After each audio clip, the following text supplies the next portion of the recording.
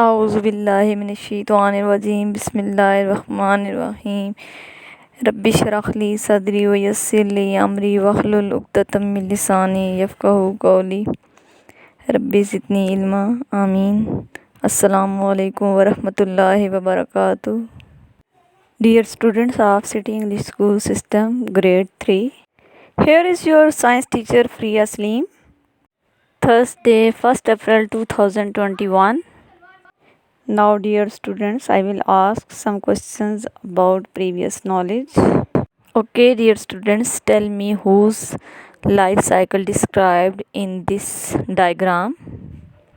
Yes, good. Butterfly life cycle described in this diagram.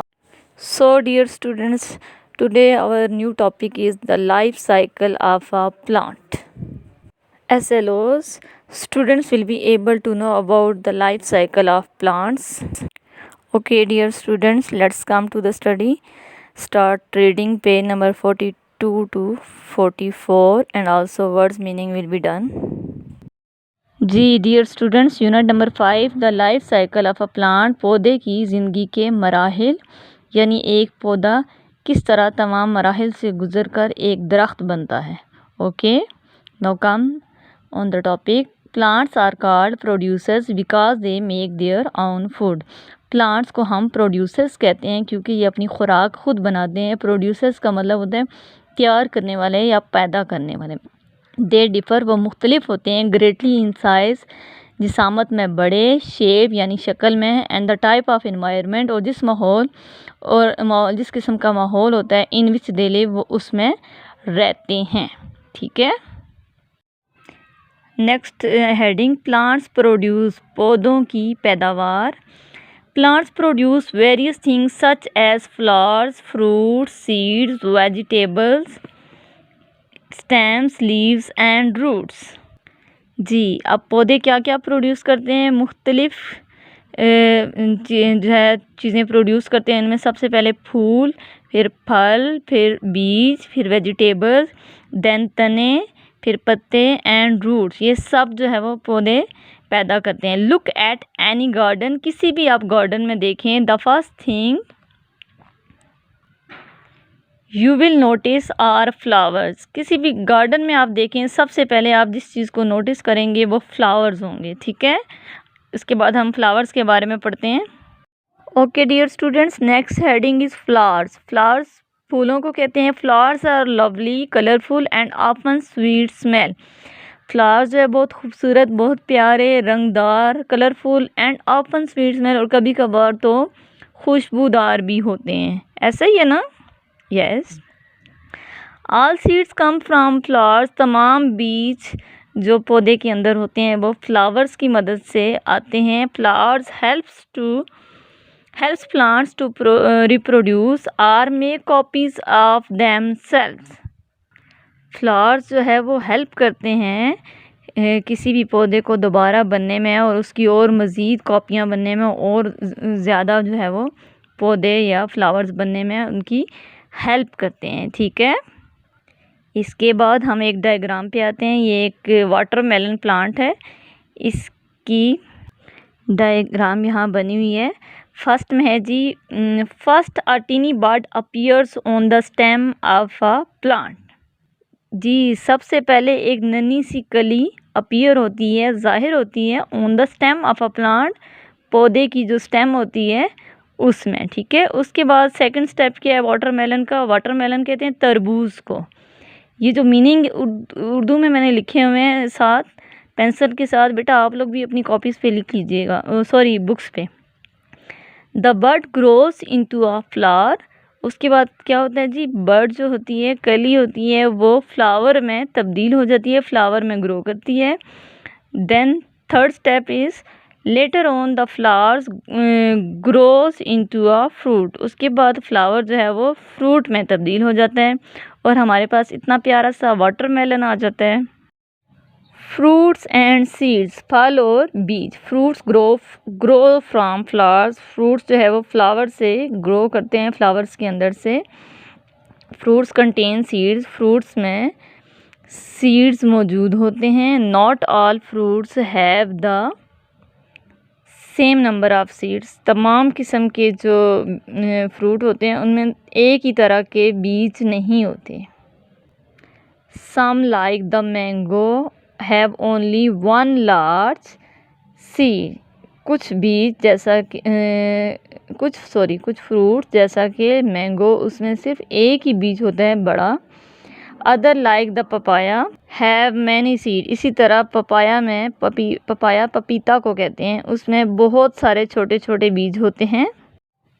Seeds can be carried by water. बीज है वो पानी के ज़रिए भी लाए जा सकते हैं।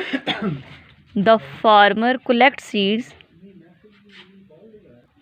किसान जो है वो बीजों को इकट्ठा करता है। And plants them in the soil. और फिर उनको मिट्टी में दबा देता है। They may be buried by animals as a food store.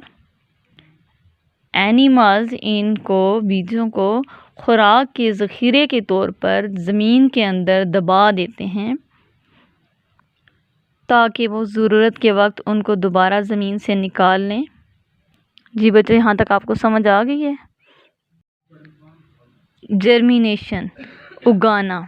Seeds usually have a hard covering. बीज जो होते हैं आम तौर पर उनकी जो कवरिंग होती है, उनका कवर जो होता है वो उनकी जो जिल्द होती है वो सख्त होती है।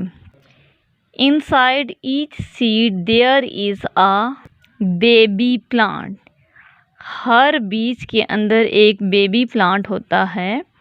When a seed is put into the soil, जब एक बीज को ज़मीन के अंदर मिट्टी के अंदर दबाया जाता है। and gets enough water, sunlight and air, और उसे मुनासिब पानी, सनलाइट सूरज की रोशनी और हवा मिलती है। it can grow into a new plant। वो एक नए पौधे की शक्ल में ग्रो करता है।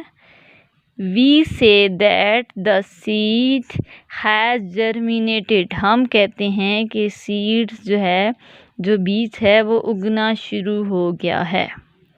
Now here is a diagram।